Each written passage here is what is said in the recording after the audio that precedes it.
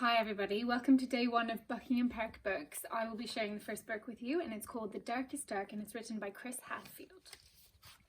Here we go.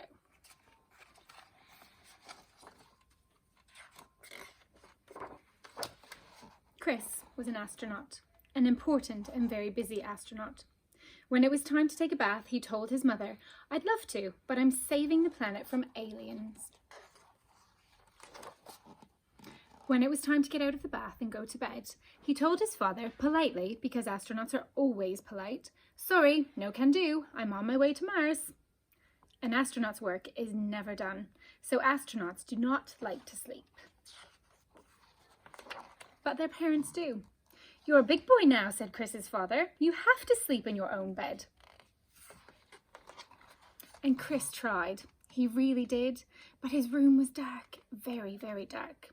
The kind of dark that attracts the worst sorts of aliens.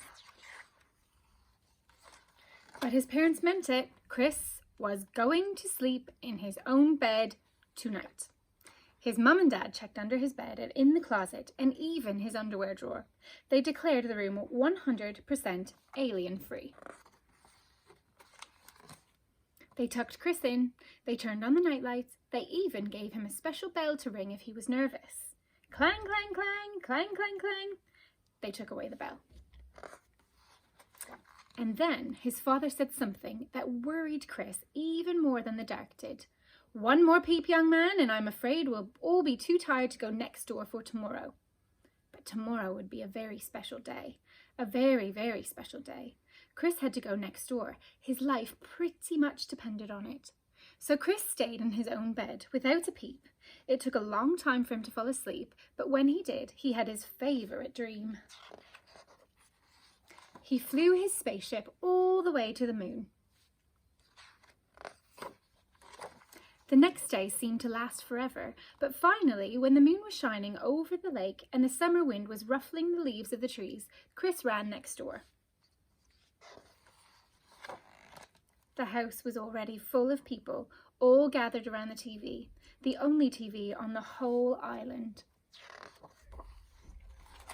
Chris found a spot where he could see through the crowd, and what he saw was astronauts, real live astronauts, on the actual faraway moon. They were wearing puffy white suits and jumping for joy, jumping so high because there was so much less gravity there. The grown-ups huddled around the TV were amazed. Their whole lives long, they never expected to see this sight. Even Chris, who had been to the moon just the night before, was amazed. He'd never really noticed how dark it was there.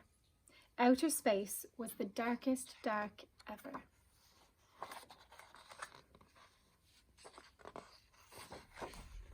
That night, Chris did a little experiment. He turned off all the lights in his room, even the nightlight. It was still dark, very, very dark. There were still shadows that looked a little, well, alien. Nothing had changed, but Chris had changed.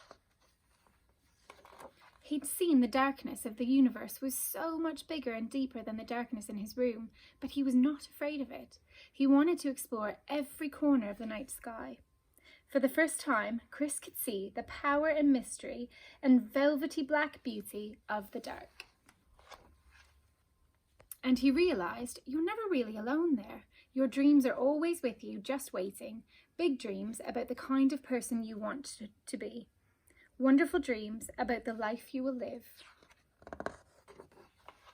Dreams that actually can come true. I'm just going to show you this picture because Chris Hadfield grew up to become a real astronaut. I hope you're all having a nice time at home. We're thinking about you here at Buckingham Park. Bye-bye.